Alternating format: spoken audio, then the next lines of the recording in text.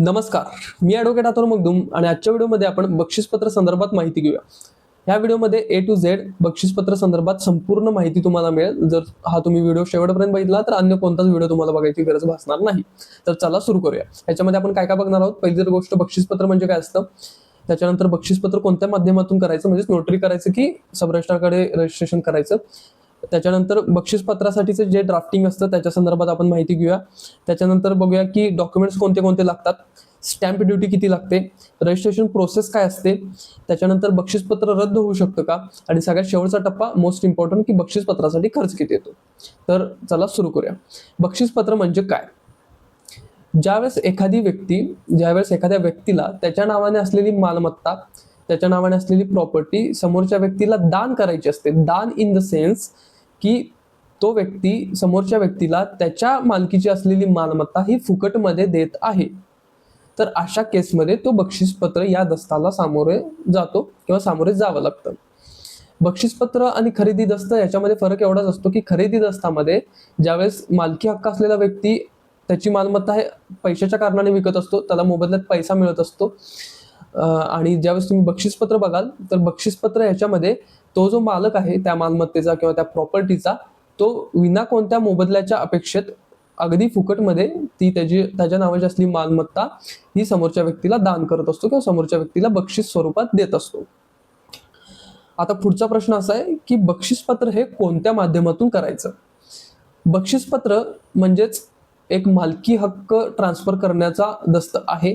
म्हणजे बक्षीसपत्रामध्ये जी मालमत्ता असते, ज्या मालमत्तेचा जो मालक असतो तो त्याच्या नावाची असलेली मालमत्ता, त्याच्या मालकीची मालमत्ता ही समोरच्या व्यक्तीला दान करत असतो किंवा समोरच्या व्यक्तीला फुकटमध्ये तो देत असतो. त्यामुळे बक्षीसपत्र हा मालकी हक्क ट्रान्सफर करण्याचा डॉक्युमेंट आहे, मालकी हक्क ट्रान्सफर करण्याचा दस्त आहे. आणि इंडियन रजिस्ट्रेशन ऍक्टच्या सेक्शन 17 नुसार असा कोणताही दस्त ज्याच्यामध्ये मालकी हक्क हा एका व्यक्तीकडून दुसऱ्या व्यक्तीकडे ट्रान्सफर केला जातो तो प्रॉपर रजिस्टर्ड असणं गरजेचं आहे. प्रॉपर रजिस्टर्ड म्हणजेच दुय्यम निबंधक कार्यालयात नोंदणीकृत करून घेणं गरजेचं आहे. त्यामुळे मी आशा करतो की ह्या प्रश्नाचं उत्तर तुम्हाला मिळालं असेल. बक्षीसपत्र हे नोंदणीकृत असणं गरजेचं आहे. त्याच्यानंतर पुढचा प्रश्न आहे बक्षीसपत्राचं ड्राफ्टिंग कसे असतं. तर बक्षीसपत्राच्या ड्राफ्टिंगमध्ये जो व्यक्ती देणार आहे त्याला डोनर म्हणायचं आणि जो व्यक्ती घेणार आहे त्याला डोनी म्हणायचं. तर ह्या सर्व म्हणजे डोनर आणि डोनी यांची पूर्णपणे तिथं माहिती पहिला येणार आहे आपल्या फ्रंट पेजला.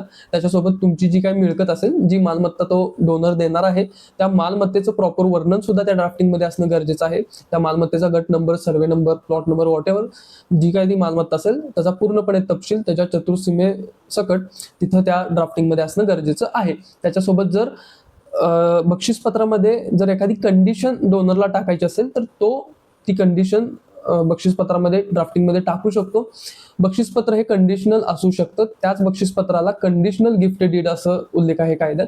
त्यामुळे बक्षीसपत्रात जर एखादी कंडिशन टाकायची असेल तर कंडिशन डोनर टाकू शकतो. अर्थात ती कंडिशन ही व्हॅलिड कंडिशन पाहिजे.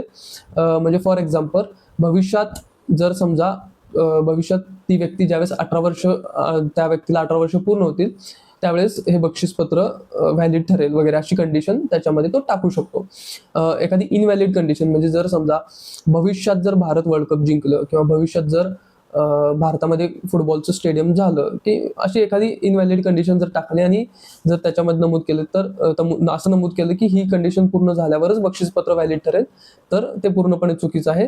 जी काही कंडिशन आपण त्याच्यामध्ये टाकत आहोत ती कंडिशन ही व्हॅलिड कंडिशन पाहिजे.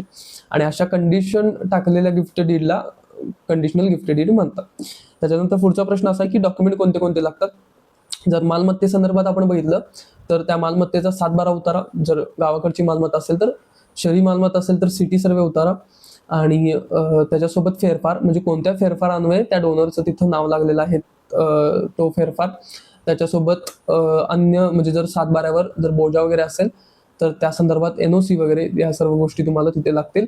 आणि जर व्यक्तिशा डॉक्युमेंट्स आपण बघायला गेले तर डोनर आणि डोनी या दोघांचे आधार कार्ड, पॅन कार्ड, त्याचसोबत 2 पासपोर्ट साईज फोटो, आणि रजिस्ट्रेशन प्रोसेस करताना तिथे तुम्हाला 2 साक्षीदार लागणार आहेत. त्या साक्षीदारांचे सुद्धा आधार, पॅन कार्ड आणि 2 पासपोर्ट साईज फोटो.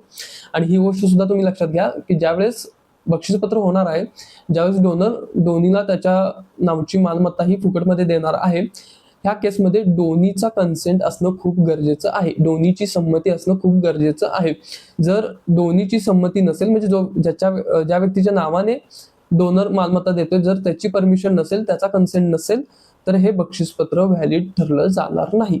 त्याची पूर्णपणे कन्सेंट, त्याची पूर्णपणे परमिशन असणं गरजेचं आहे. आता वळूयात पुढच्या प्रश्नाकडे. स्टॅम्प ड्युटी किती लागते? तर साधारण बक्षीसपत्र करण्यासाठी स्टॅम्प ड्युटी ही 3% स्टॅम्प ड्युटी लागते, जर रक्ताबाहेरचं नातं असेल तर. जर बक्षीसपत्र करताना ज्याला बक्षीस म्हणून, म्हणजे ज्याला दान म्हणून तुम्ही ती प्रॉपर्टी देणार आहात, मालमत्ता देणार आहात, जर ते रक्तातलं नातं असेल, पत्नी, मुलगा, मुलगी, आई, वडील असं रक्तातलं नातं असेल, तर नॉमिनल 500 ते 700 रुपये स्टॅम्प ड्युटी लागते. अदरवाईज जर रक्ताबाहेरचं नातं असेल तर तुम्हाला त्या जागेच्या व्हॅल्युएशननुसार, रेडी रेकरोनर रेटनुसार 3% स्टॅम्प ड्युटी लागते. म्हणजे जर समजा 1 कोटीची प्रॉपर्टी असेल तर 3 लाख ही तुम्हाला स्टॅम्प ड्युटी लागेल, आणि इतर रजिस्ट्रेशनचे चार्जेस वगैरे ते वेगळेच. त्याच्यानंतर रजिस्ट्रेशन प्रोसेस काय असते?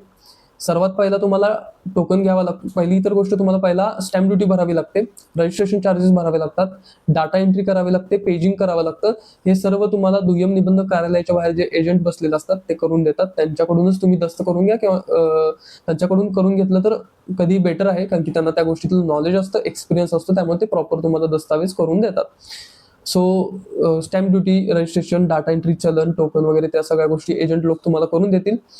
त्याच्यानंतर तुम्हाला टोकन घ्यायचं आहे. ज्या दिवशी तुम्ही बक्षीसपत्र करणार आहात त्या दिवशीचं टोकन घ्यायचं आहे. तुमच्या बक्षीसपत्राचा जो ड्राफ्टिंग आहे, त्याला डॉक्युमेंटेशनचं कंप्लायन्स वगैरे तो बंच घेऊन तुम्हाला कार्यालयात जायचं आहे. कार्यालयात तुम्हाला एक दस्त नंबर मिळतो. त्याच्यानंतर तुमचा तो जो काही ड्राफ्टिंग आहे तो दुय्यम निबंधक साहेबांकडे जातो. दुय्यम निबंधक साहेब ते व्हेरीफाय करतात. त्याच्यानंतर तुम्हाला आत केबिनमध्ये त्यांच्या बोलवलं जातं. त्याच्यामध्ये ते तुम्हाला त्या दस्तासंदर्भात नॉमिनल प्रश्न विचारतात, की ह्याच्यामध्ये तुम्हाला काही मोबदला मिळालाय का, तुमची इच्छा आहे का, कन्सेंट आहे का, हे नॉमिनल प्रश्न तिथं दुय्यम निबंधक साहेब विचारतात. त्याच्यानंतर तुम्हाला केबिनमधून बाहेर यायचं आहे. बाहेर आल्यानंतर दुय्यम निबंधक साहेब व्हेरिफिकेशन करून घेतात आणि सगळे डॉक्युमेंट एकदा पुन्हा तपासतात. आणि त्याच्यानंतर तुम्हाला तिथेच कार्यालयात एक फोटोचा सेक्शन असतो, तिथे जाऊन तुम्हाला तिथे फोटो काढून थंब व्हेरिफिकेशन करावं लागतं. त्यासोबत तुमच्यासोबत जे साक्षीदार येणार आहेत 2, त्यांचं सुद्धा फोटो काढून थंब व्हेरिफिकेशन करायला लागतं.